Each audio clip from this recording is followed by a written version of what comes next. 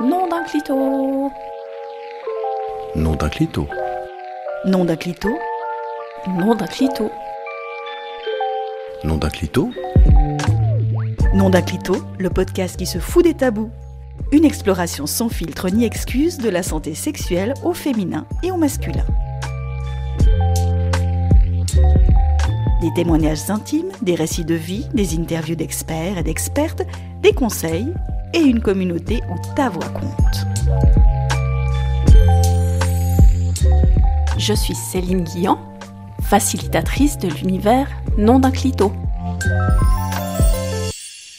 Bienvenue dans ce nouvel épisode de Nom d'un clito.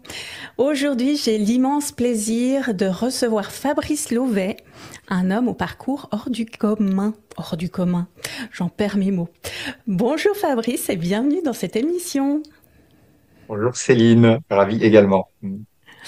Alors Fabrice, à la base, tu es accompagnant intime, mais tu te définis comme un travailleur du sexe, pas comme les autres. Et dans cet épisode, justement, tu vas nous parler de ton métier, mais pas que, parce qu'on va aussi aller explorer avec toi ta vision du rôle que tu joues dans la vie des femmes que tu accompagnes, et aussi, on va parler d'éducation à la sexualité et comment ton expérience, ta vision te fait voir la chose, en tout cas en matière d'éducation sexuelle. Alors, est-ce que tu es prêt pour la première question, Fabrice? Oui Céline. Let's go. Nom d'un clito. Interview.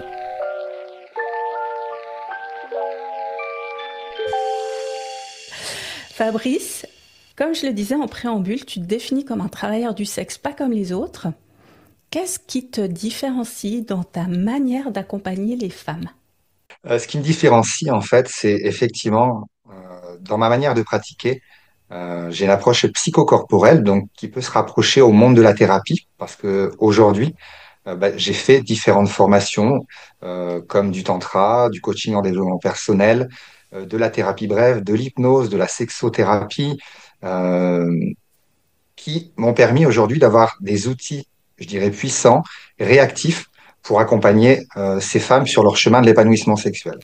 Sauf que, ce jour, je suis confronté à une éthique qui est logique et normale, on me l'a enseigné, qu'un thérapeute ne couche pas, n'a pas de rapport sexuel avec sa cliente ou sa patiente en fonction si on se pose comme thérapeute ou comme coach. Donc aujourd'hui, c'est bien pour ça que je me définis ou je me présente comme un travailleur du sexe pour rentrer par la porte de la sexualité à proprement dite. Et pourquoi, du coup, un travailleur du sexe pas comme les autres? Parce qu'aujourd'hui, je ne me considère pas comme un travailleur du sexe qui va répondre à une demande orgasmique, à faire des jeux de rôle, à répondre à des fantasmes d'une manière spontanée. Ça ne veut pas dire que dans un accompagnement, je ne vais pas aller explorer la partie orgasmique, qu'on ne va pas explorer les parties transgressives pour répondre à certains domaines de sexualité. Mais pour moi, mon métier va plus loin que uniquement du sexe ou que uniquement de la thérapie. C'est tout cet ensemble que je propose sur un accompagnement intime. Et c'est pour ça que j'ai créé des accompagnements intimes en immersion où, eh bien, on va avoir ce temps d'utiliser les outils de façon spontanée, de façon intuitive en fonction de ce qui va se passer pour ces femmes que j'accompagne en immersion. Voilà en gros, je dirais, des différences. Et encore ce matin, quelqu'un me disait sur les réseaux sociaux que, en disant que j'étais différent, c'était dénigrer le milieu du sexe, des travailleurs du sexe, parce que ces gens font un boulot, comme on disait tout à l'heure, social. Il y a vraiment une aide de la part de ces travailleurs du sexe vis-à-vis de leurs clients ou clientes.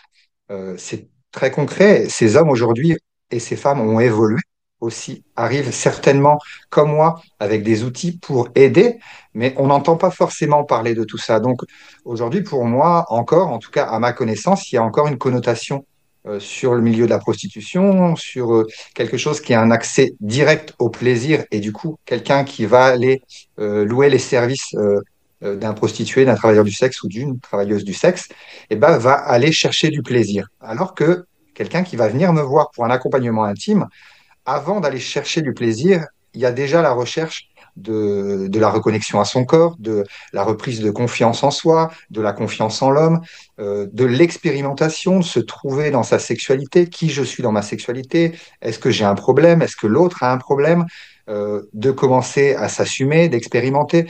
Ça veut dire que c'est un panel euh, voilà, qui demande un chemin. Et ce chemin, bah, il est différent d'une personne à l'autre. Ça veut dire que je peux avoir des accompagnements qui sont de l'ordre de peut-être 3 4 heures à plusieurs jours, voire à une année. Et c'est là où, aujourd'hui, j'affiche ma différence parce qu'on veut me mettre dans une case ou dans l'autre, alors que j'ai tout ce panel-là. Donc, il n'y a pour moi aucun jugement de valeur sur des travailleurs du sexe, bien au contraire, hein. J'ai été lire leurs témoignages et je trouve ça juste magnifique. Et puis aujourd'hui, je ne peux plus rester à raccrocher au milieu de la thérapie qui m'enferme aussi dans une case éthique où je ne suis pas. Donc c'est pour ça aujourd'hui que je me présente devant vous en tant que travailleur du sexe, pas comme les autres. Merci Fabrice pour cette introduction et ces clarifications, éclaircissements par rapport à ton métier. Et je vais ajouter cette question, comment est-ce que tu assumes, toi, cette étiquette dans une société où le métier de travailleur du sexe est encore tabou, mal vu? Comment tu le vois, toi, Fabrice? Eh bien écoute, ça peut être challengeant. J'ai même eu des moments où j'étais fatigué. J'ai la chance quand même d'attirer à moi et d'être soutenu par des gens qui me comprennent parce que ces personnes me connaissent depuis des années, m'ont découvert dans des formations, m'ont découvert dans des pratiques, me connaissent par des retours aussi de femmes que j'ai accompagnées. Donc, on va dire que ma légitimité, je l'ai trouvée. Aujourd'hui, je la cherche plus à l'extérieur comme j'ai pu la chercher au début quand j'ai cherché des pairs, des gens vers qui aller pour parler de mon métier parce que à ce jour, bah, mon métier, je connais personne d'autre qui le fait de cette manière-là. Et je suis peut-être pas assez rentré justement dans le milieu du travail du sexe pour découvrir des hommes et des femmes qui ont les mêmes approches thérapeutiques, hein, je mets entre le guillemets, pour avoir, voilà, pour faire avancer et progresser ces gens dans leur sexualité, dans leur rapport au corps.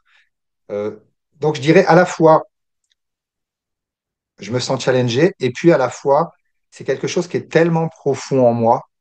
C'est un métier que j'ai créé du fond du cœur par rapport à qui j'étais, par rapport à ma vie privée, par rapport à ces femmes que j'ai pu accompagner dans ma vie privée avant de faire ce métier d'une façon naturelle, où j'ai côtoyé et j'ai vécu avec des femmes abusées par les hommes. J'ai rencontré des femmes qui avaient des sexualités complètement plates avec leur mari pendant des années. Euh, voilà, et qui se sont révélés à mes côtés. Ça veut dire que moi, à l'époque où j'ai découvert ce métier, il y a un peu plus de 6 ans maintenant, euh, c'est, je l'avais déclaré, je m'étais déclaré comme une mission de vie. Il y avait quelque chose de plus fort que moi. Et c'est pour ça que quand les gens me parlent de courage, aujourd'hui, non, j'ai pas de courage, c'est que je me sens investi, je me sens à ma place dans ce métier. Aujourd'hui, si j'imagine faire autre chose, il n'y a rien qui me vient. Et à chaque fois que j'ai eu des doutes, à chaque fois qu'on m'a remis en question, à chaque fois que je me suis remis en question, suite à soit des erreurs de ma part, soit à des difficultés que j'ai eues par rapport à la création de ce métier, à chaque fois que j'ai fait des méditations, à chaque fois que je me suis posé, et que j'ai laissé faire les choses, à chaque fois, ce métier est revenu en moi. Donc voilà, aujourd'hui, si je le poursuis, c'est qu'il fait partie de moi, c'est que je sens que j'ai encore à œuvrer de cette manière-là, et c'est pour ça aussi que j'ai envie de créer une école. J'ai peut-être fait mon chemin sur l'expérimentation. Aujourd'hui, j'ai envie de transmettre. Et pareil, c'est un sujet tellement tabou quand on mélange à la fois des outils thérapeutiques, et je remets les guillemets, euh, et la sexualité charnelle à proprement dite. Aujourd'hui, il y a beaucoup de difficultés à faire passer ce message-là. Mhm. En tout cas, à l'endroit où je suis aujourd'hui. Et quand les gens entendront ce podcast, eh ben peut-être, et j'invite déjà les gens à venir vers moi pour ouvrir les portes, parce que l'idée, c'est de m'associer, c'est de partager, c'est d'ouvrir cet espace du respect de la sexualité, de faire voir que derrière un métier, oui, on paye de la sexualité, mais dans mon cas, c'est ça que j'expliquais au début et j'étais confronté à des clientes qui voulaient pas payer pour la sexualité parce qu'il y a beaucoup de personnes qui veulent pas payer pour la prostitution parce que c'est raccroché à payer uniquement du plaisir et que le plaisir, on peut l'avoir naturellement dans sa vie avec quelqu'un d'autre. Et c'est complètement vrai. Aujourd'hui, j'œuvre pour, je le redis, pour ces femmes et ces gens qui n'arrivent pas à rencontrer des personnes dans leur vie, voilà, qui vivent une sexualité qui peut être traumatisante. Bah, ce que tu me dis, je pensais à quelque chose de beaucoup plus simple qu'on fait dans la vie de tous les jours, tu vois, tu vas bien à l'extérieur, dans un restaurant, pour t'acheter un café ou ce genre de choses, mais tu peux très bien le faire à la maison, ce café, mais tu vas chercher l'ambiance, l'atmosphère, le goût, les odeurs, quelque chose de complètement différent. Et j'imagine que c'est un petit peu ça que tu apportes, toi, Fabrice, dans ta pratique. C'est une belle image, je te remercie. Euh, la difficulté, c'est que le sexe, il est aussi aujourd'hui de plus en plus raccroché à quelque chose de sacré et d'énergétique. Et souvent, on me pose la question, tu te rends pas compte, et d'ailleurs, sur un post que j'ai reçu, sur la réponse d'un de mes posts sur les réseaux sociaux, j'ai reçu, je dirais, un jugement, hein, plutôt qu'une critique constructive, un jugement sur le fait que de proposer une sexualité, je dirais, spontanée, une sexualité sans engagement, une sexualité intermittente, je ne sais pas tous les termes qu'on peut y mettre, mais que c'était pas sain énergétiquement pour la personne de recevoir ces énergies. Et pour moi, aujourd'hui, je trouve qu'il y a un débat qui est orienté que dans un seul sens, parce que ce qui est fou, c'est que je suis entièrement d'accord avec ces gens qui parlent d'empreinte énergétique quand on a de la sexualité, mais pour moi, il y a une empreinte énergétique simplement, même là, à distance comme on est, Céline, il y a déjà une empreinte énergétique parce que pour moi, l'énergie, elle transcende la matière et je suis autant dans ton bureau que à l'endroit où je suis aujourd'hui. C'est très spirituel ce que je dis, mais pour moi, l'énergie, elle est là. Ça veut dire que quand il y a une pénétration, oui, l'énergie, elle circule, elle rentre dans le corps d'une femme parce que aujourd'hui, homme-femme, en tout cas dans cette différence de genre, eh bien, il va bien y avoir un sexe pénétrant, un sexe réceptif. Mais la bouche est aussi réceptive des énergies et au-delà de ce débat énergétique, on me renvoie toujours une mauvaise énergie qui est renvoyée dans la pénétration. Mais on peut aussi rencontrer des gens qui nous envoient des bonnes énergies. Pourquoi associer le sexe charnel pénétratif à de mauvaises énergies et à une gestion énergétique? Oui, c'est vrai, mais c'est pas forcément négatif. Ça veut dire qui on est quand on fait l'amour. Est-ce qu'on est pleinement responsable de l'acte sexuel qu'on est en train de vivre? Est-ce qu'on est en accord avec ce qui est en train de se passer? Est-ce que je ne suis pas en train de faire l'amour parce que je veux être aimé, parce que j'ai peur de perdre, parce que je ne sais pas quoi faire d'autre, parce que je suis figé? Pour moi, là, l'empreinte énergétique, elle est négative, mais elle est pas liée, en tout cas négativement, à l'acte sexuel. Il y a plein de façons de faire l'amour, il y a plein de façons de se rencontrer, et je vois aussi de la beauté, moi, dans la sexualité charnelle. Et il n'y a pas que ça, parce que les gens vont me dire, tu parles que de pénétration. Mais quand je parle d'énergie, il n'y a pas la pénétration. Par contre, il y a un partage énergétique. Et je vous garantis que quand je suis en face de quelqu'un, que je suis habillé, qu'il n'y a pas de pénétration et qu'on fait circuler l'énergie sexuelle entre nous deux, pour moi, il y a une pénétration énergétique. Et pourtant, d'une façon concrète, il n'y a pas d'acte. Donc, pour moi, ça demande comment je vais dire ça, d'ouvrir le débat. Parce qu'en fait, tout le monde a sa propre réalité. Et dans les jugements que je peux avoir, il y a tellement de justesse dans ce que disent les gens, j'aimerais pouvoir leur dire, mais c'est qu'une partie du discours. C'est pas l'ensemble du discours. Et si on rentre dans la sexualité par un prisme, eh ben, on n'ouvre pas le panel du possible et on ferme la porte à plein d'autres personnes qui ne voyaient pas la sexualité de la même façon. Parce qu'aujourd'hui, c'est ça, par toute l'éducation qu'on a reçue, justement, et on basculera dessus plus tard quand tu me le demanderas, mais l'éducation qu'on a reçue aujourd'hui, et puis ce monde qui est encore patriarcal, mais même là-dedans, dans patriarcal, il faudrait ouvrir les débats là-dessus. C'est une histoire de responsabilité aussi. Et après, la responsabilité, bah, elle va être différente aussi moi, je pense que ça dépend des époques, ça dépend du pays dans lequel on vit. Ça dépend effectivement de la condition sociale qu'on a. C'est pas si simple que ça en fait. C'est pas si simple que ça.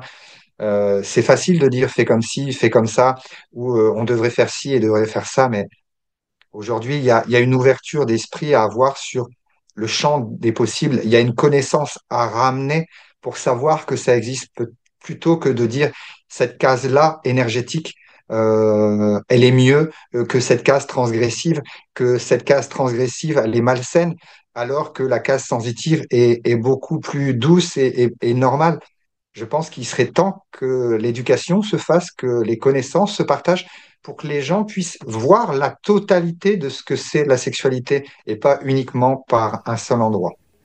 Et effectivement, ce que tu dis, c'est tellement juste à mon sens, hein, parce que il y a ce prisme énergétique, mais les personnes qui travaillent là-dedans le comprennent. Mais je pense que c'est un petit pourcentage des personnes qui ont cette conscience du côté énergétique dans la sexualité. Il doit, je sais pas quel est le pourcentage de la population qui n'en est pas conscient, mais c'est important effectivement d'éduquer par rapport à ça. Nom d'un clito. Une exploration sans filtre ni excuse de la santé sexuelle au féminin et au masculin. C'est Céline, et tu as toujours le clito dans tes oreilles. Je suis en compagnie de Fabrice, avec qui nous parlons d'intimité homme-femme et de son métier de travailleur du sexe. Et dans cette seconde partie, Fabrice, j'aimerais aller explorer avec toi toute cette partie éducationnelle de la sexualité. Comment, comme tu le disais, on peut ouvrir les discussions par rapport à ça. Et la question que j'aimerais te poser dans un premier temps, c'est: tu as ta vie, tu as eu ta vie, tu as fait tes expériences, tu as été éduqué d'une certaine manière, ou peut-être pas au niveau de ta sexualité. Si tu te remets un peu dans les baskets du jeune Fabrice qui découvre la sexualité, qui devient un adulte, qui vit sa sexualité, et puis qu'on le transpose à aujourd'hui, à l'homme que tu es, qui a fait tout un tas de prises de conscience et qui accompagne les femmes, qu'est-ce que tu pourrais dire qui te manquait à l'époque en matière d'éducation sexuelle, Fabrice? C'est une sacrée question déjà. Euh, Juste pour commencer, j'ai eu une sexualité très tardive, j'ai eu une puberté tardive. Pour te donner un exemple, à 18 ans, quand j'ai travaillé en tant que serveur dans une boîte de nuit, le videur m'a demandé ma carte d'identité alors que je venais travailler. Parce qu'il pensait que j'avais moins de 18 ans. Donc, ouais, c'est une anecdote que je trouve drôle, surtout quand je vois aujourd'hui mon rapport avec les femmes et ma sexualité. J'ai eu mon premier rapport sexuel, je crois que je devais avoir 20 ans. Et à la fois, c'est tard et pas, ou pas, hein. Aujourd'hui, je sais qu'il y a des gens qui ont plus de 25, voire 30 ans, qui n'ont toujours pas de sexualité. Et en fait, c'est pas forcément un problème. C'est, voilà, est-ce que c'est un problème pour la personne? C'est, voilà, c'est cette personne qui doit le dire. Mais il n'y a pas à dire, il y a un âge pour avoir la sexualité déjà. Pour revenir à ta question, c'est pas si évident parce que aujourd'hui, les formations que j'ai reçues, les connaissances que j'ai reçues, c'est dans un monde d'adultes, avec des paroles d'adultes. Mhm. Donc, comment le transposer aujourd'hui à la jeunesse? Je pense qu'il y a de plus en plus, en tout cas, j'entends autour de moi, des hommes et des femmes qui ont ces connaissances et qui commencent à œuvrer dans les lycées. Donc, c'est en train de se tramer en douceur. Je crois que ce que j'aurais aimé à l'époque, c'est plutôt que d'avoir un livre porno, plutôt que de découvrir des films pornographiques comme ils existaient du coup dans les années 90 pour moi, qui m'ont fait voir uniquement une sexualité dans, alors oui, c'est classique, je veux dire, mais dans la performance, dans la taille, dans la jouissance pure. Eh ben, j'aurais aimé que l'on parle de sentiments, de gestion amoureuse, de comment on se comporte avec une femme, qu'est-ce qu'il y a derrière la pénétration, justement, euh, qu'est-ce qu'il existe comme panel de sexualité dans, voilà, quelle approche on peut avoir, comment on fonctionne dans sa sexualité, donner des trames de, OK, vous pouvez être comme ci, vous pouvez être comme ça. Les sentiments, l'attachement affectif, comment sortir d'une relation quand ça se termine plutôt que d'aller se suicider.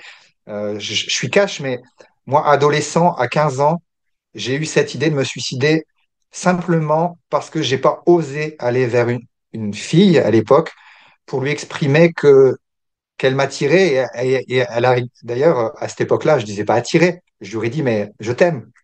Donc waouh, je lui aurais dit je t'aime alors que on n'avait même pas discuté ensemble, que je l'avais vue à une dizaine de mètres. Et n'empêche que j'ai eu des idées suicidaires derrière parce que j'ai pas réussi à aller vers elle. Je pense qu'il faudrait déjà qu'on parle de la relation, qu'il faudrait déjà qu'on parle des hommes, des femmes et ouvrir l'espace aujourd'hui. Et les jeunes sont en train de le faire, et certains centres aussi thérapeutiques, sortir du genre, tout en expliquant aussi nos différences. Parce qu'aujourd'hui, on sort du genre et c'est parfait, il est temps qu'on reconnaisse tous les types de sexualité, qu'on reconnaisse que une personne avec une verge se sente féminin, qu'une personne avec une vulve se sent homme. Il serait temps aussi qu'on accepte que ça existe, que finalement la proportion elle est beaucoup plus élevée que l'on croit à la naissance, qu'il y ait les deux sexes, que ces enfants sont opérés par le choix du chirurgien ou des parents, alors qu'à l'intérieur, ils se sentent complètement différents. Aujourd'hui, c'est une réalité, mais qui est encore trop rejetée.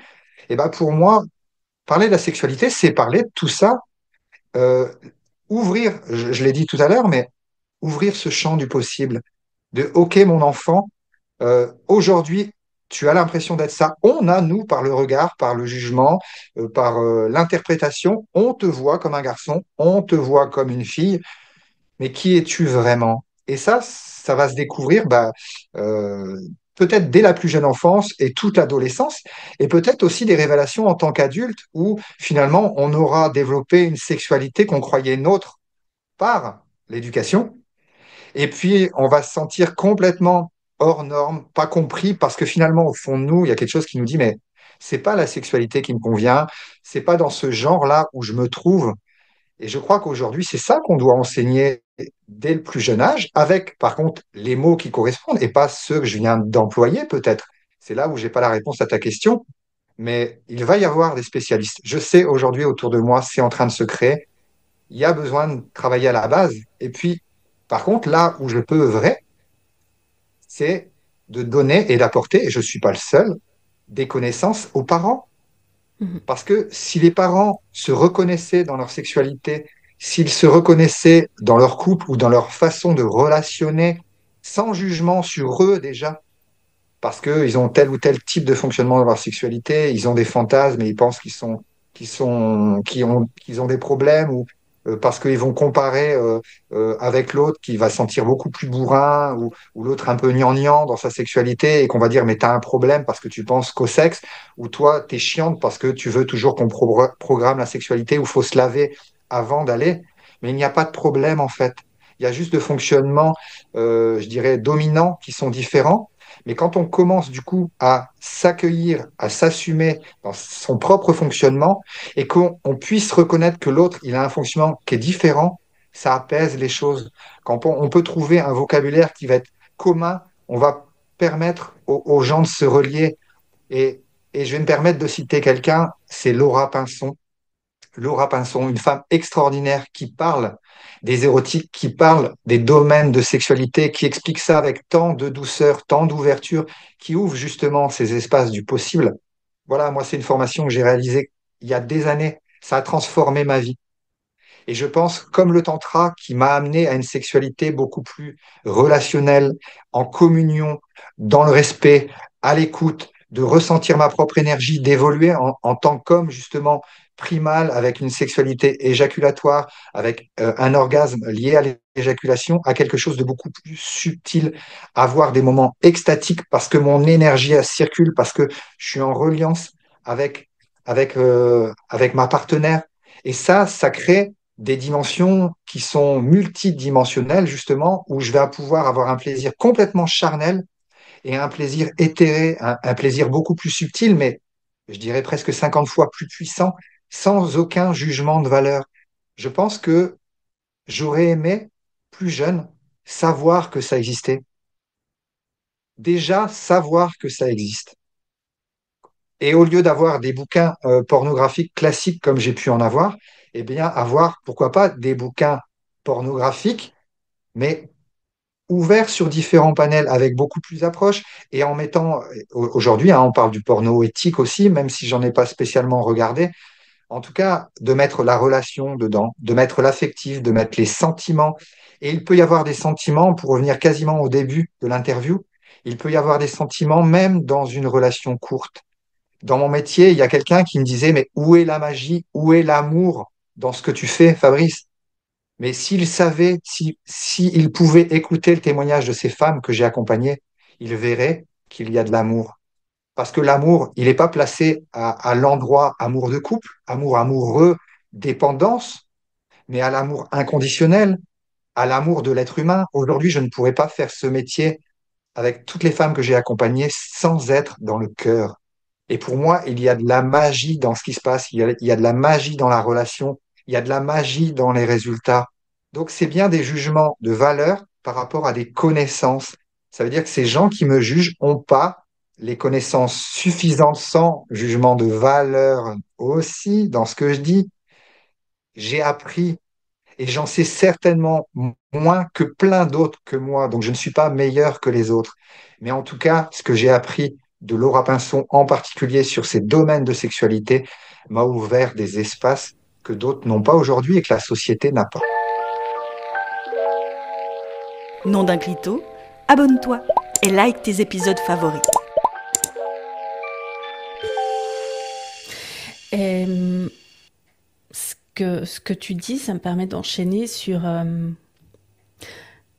tu parles beaucoup de la relation, vraiment de ce côté relationnel, de cette connaissance de soi aussi dans la sexualité. Puisque au final, et on le disait, tu me le disais dans les coulisses, c'est que on apprend bien à nager dans l'eau. Alors, pourquoi est-ce qu'on n'apprendrait pas à faire l'amour en faisant l'amour? Et quand tu parles de tout ça, Fabrice, est-ce qu'il y aurait peut-être des pistes pratiques que tu pourrais proposer aux jeunes qui nous écoutent, garçons ou filles, pour qu'ils puissent développer ces, je vais le mettre en guillemets, qualités dans leur vie intime? Aujourd'hui, le tantra jeune, en tout cas en France, il existe. Le tantra de 18 ans à 35 ans, justement, pour que ces jeunes puissent être dans une énergie qui leur convient, dans des mots qui leur convient, dans une dynamique qui leur convient.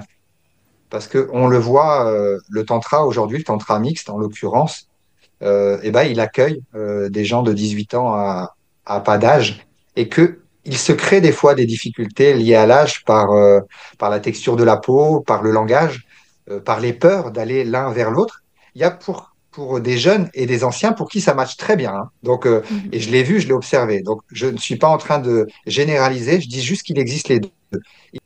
Le tantra jeune va permettre de relationner autrement, d'apprendre à relationner avec l'autre, de se découvrir par l'intermédiaire de l'autre. Et c'est ce qui est magique, en tout cas dans certains tantras, comme dans ceux qui peuvent être proposés que je connais, c'est à l'écoute du rythme. Ça veut dire que ça va crescendo. Il y a de la douceur dans les propositions. Et oui, l'école, elle se choisit. Oui, son formateur en tantra se choisit. J'entends des choses qui sont pas très belles, mais il y a de très belles choses dans la globalité aussi. Donc, voilà, pour moi, c'est une école de la vie. Clairement, le tantra est une école de la vie. Les hérotypes de Laura Pinson, pour moi, est une école de la vie. Il y a juste à l'adapter pour la jeunesse. Et comme je te dis, le tantra jeune, il existe déjà, donc c'est déjà fait. Les hérotypes, je sais que ça va y aller aussi, soit par Laura, soit par d'autres gens qui gravitent autour du milieu de la sexualité. Puis j'ai déjà, comme je disais tout à l'heure, des amis qui interviennent dans des lycées, donc on y va doucement. Avec toutes ces informations par rapport au tantra que tu viens de donner, Fabrice, je pense que c'est aussi important de préciser qu'est-ce que c'est vraiment le tantra. Parce qu'il y a tellement de fantasmes ou d'idées préconçues que forcément, tantra égale immédiatement sexe, parce que ça a été aussi repris et utilisé à mauvais escient Donc, est-ce que toi, tu pourrais remettre un petit peu de l'ordre là-dedans pour expliquer le tantra dont toi tu parles, à la base, c'est quoi? Pour moi, en tout cas dans les enseignements que j'ai reçus et ceux que je vois autour de moi, il n'y a pas de sexualité pénétrative dans des stages de tantra. Il y a même certains stages, dont celui que j'ai reçu et le formateur avec qui j'ai reçu cette formation-là, il préconise vraiment que en off, donc quand c'est un stage en immersion de plusieurs jours où les gens dorment dans les mêmes gîtes, il invite même les gens à ne pas aller vers l'acte pénétratif pour justement se laisser la chance de découvrir ce que c'est cette Kundalini, cette énergie sexuelle, sans aller jusque-là. Et du coup, ça va me permettre de rebondir parce que c'est un lien. Aujourd'hui, il y a trop de connotations sur ce qu'est un massage tantrique. On- Il y a beaucoup de gens qui imaginent que le massage tantrique est un massage érotique ou un massage sexuel. Et d'ailleurs, il y a certains pays dont je suis allé où on retrouve ce massage tantrique dans les salons érotiques. Ça veut bien dire qu'il est proposé avec de la sexualité. J'allais dire malheureusement. En fait, c'est pas tant le problème qui est de la sexualité. Chacun voit midi à sa porte, chacun propose de la sexualité comme il en a envie. Mais d'associer massage tantrique avec de la sexualité, bah, c'est pas OK.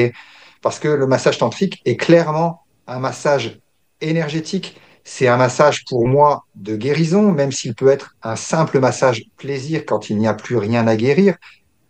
C'est un massage qui englobe le corps entier, dont les organes génitaux, mais qui sont vus comme une partie sensible du corps, comme le ventre, comme le visage. Ça veut dire qu'on ne va pas avoir un toucher excitatoire on dit en sanskrit le lingam pour la verge, on dit le yoni euh, pour, euh, pour la vulve.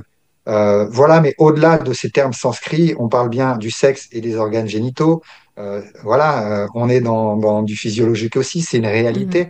Mais que le toucher à cet endroit-là, il n'est pas à la recherche d'un orgasme. On n'est pas dans une recherche de masturbation pour accéder à un plaisir, à une jouissance. On est simplement dans le réveil des sens. Et oui, vu qu'on est dans un lieu où érogène pour la majorité des gens, mais comme ça peut être sur le dos d'une main, ça peut être sur l'arrière du bras, ça peut être à l'intérieur d'une cuisse. Et c'est là où ça devient vraiment intéressant, ce massage tantrique, c'est d'aller justement voir ces zones érogènes qui peuvent être complètement à des endroits dont on n'a pas l'habitude, dont on n'a pas la connaissance, et que l'énergie, elle peut monter aussi à partir de cet endroit pour nourrir le corps entier. Ben, merci vraiment pour cette compréhension que tu apportes, en tout cas les mots avec ton expérience que tu apportes par rapport au tantra. Et pour finir, Fabrice, dans la dernière discussion qu'on avait eue, tu envisageais de créer une école pour faire en sorte que d'autres hommes fassent le métier que tu fais aujourd'hui avec ta vision, avec voilà. Est-ce que tu peux nous en parler un petit peu plus, Fabrice, de ça? Oui, je te remercie. L'idée de cette école, elle a deux portes différentes. J'aimerais effectivement enseigner, puis je reprendrai ce terme tout à l'heure, parce que j'ai pu discuter avec un homme qui était vraiment interpellé par mon métier. Aujourd'hui, j'ai plusieurs hommes et femmes qui viennent vers moi parce que ce que je fais leur parle. Dans d'autres termes, ils se sentent soit initiateurs pour les hommes, soit initiatrices pour les femmes. Ils sont à l'aise, elles sont à l'aise avec la sexualité et elles et ils sentent bien que dans leur relation intime, quelle que soit la forme, elles ou ils apportent quelque chose à l'autre. Et moi, je suis parti de ce postulat pour créer mon métier.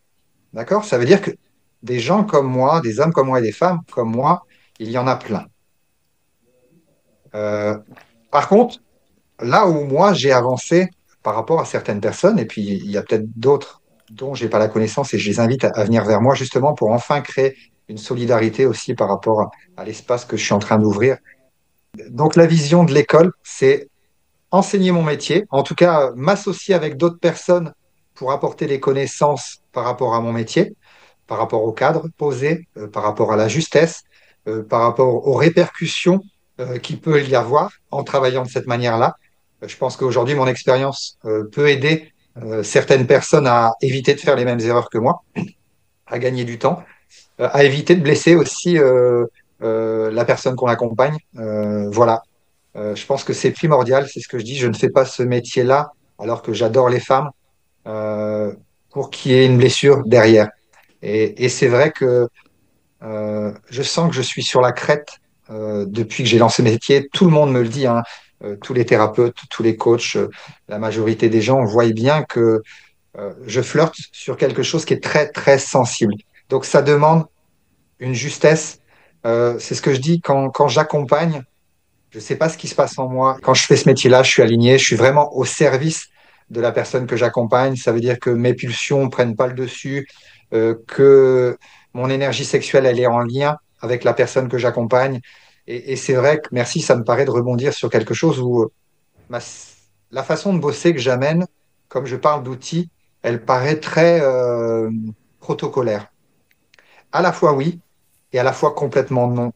C'est ma sensibilité, c'est ma vulnérabilité, c'est mon côté féminin, c'est mon yin qui fait également qu'aujourd'hui je travaille avec le feeling, que j'ai de la sensibilité dans mes doigts quand je masque, que j'ai appris à faire confiance à mes mains. Euh, et on est dans de la magie. C'est pour ça, pour revenir à un moment de conversation, ce que je fais est magique, mais n'entendez pas ça comme Fabrice est extraordinaire ou Fabrice se croit plus grand que les autres. Non, je capte aujourd'hui des choses très fines. Et je crois que c'est ça que j'ai envie d'enseigner. Mais c'est pareil, ça ne sera pas pour tout le monde. Tout le monde ne pourra pas être accompagnant intime ou accompagnatrice intime parce que d'une, tout le monde n'a pas envie de bosser comme moi. Tout le monde n'a pas envie d'investir son corps comme je le fais et que être accompagné de cette façon-là n'est pas fait pour tout le monde. Ça veut dire que juste je réponds à un certain type de patientèle, de clientèle qui a besoin de passer par le corps. Aujourd'hui, j'ai des témoignages de femmes qui expliquent pourquoi, qu'est-ce que ça leur apporte de plus d'avoir de la sexualité pratique avec moi. Il y a une boucle qui se crée qu'elles ne trouvent pas dans d'autres thérapies classiques, alors que d'autres, avec ces thérapies classiques, entre guillemets, elles ne sont pas classiques, hein, elles sont spécifiques, arrivent à sortir de leurs problématiques. Donc, mon boulot, il n'est pas mieux qu'un autre. Il est juste différent ou en tout cas avec des options supplémentaires. En tout cas, merci vraiment beaucoup Fabrice pour ton message, ton partage. Comme je le disais tout à l'heure, ça me permet de voir le métier que tu fais de travailleur du sexe différemment. De voir aussi ce qui pêche au niveau de l'éducation. Et, j'invite les personnes qui nous écoutent à prendre contact avec toi pour répondre à ton appel, soit l'appel de devenir eux-mêmes un accompagnant de l'intime, ou d'être accompagné pour celles qui ressentent un besoin d'aller se guérir avec un homme bienveillant comme tu l'es. Si tu nous écoutes et que tu as envie de partager un bout de ton histoire ou de ton expérience en matière de vie intime, eh bien réserve ton appel pour qu'on en parle. Je mettrai les liens de Fabrice dans le descriptif de l'épisode et les miens aussi. À bientôt et rappelle-toi, chaque voix compte. Non d'un clito, un espace ouvert à toutes et tous. Pour tout savoir sur l'univers Non d'un clito et ne rater aucun épisode, like et inscris-toi à la Clito News. À bientôt!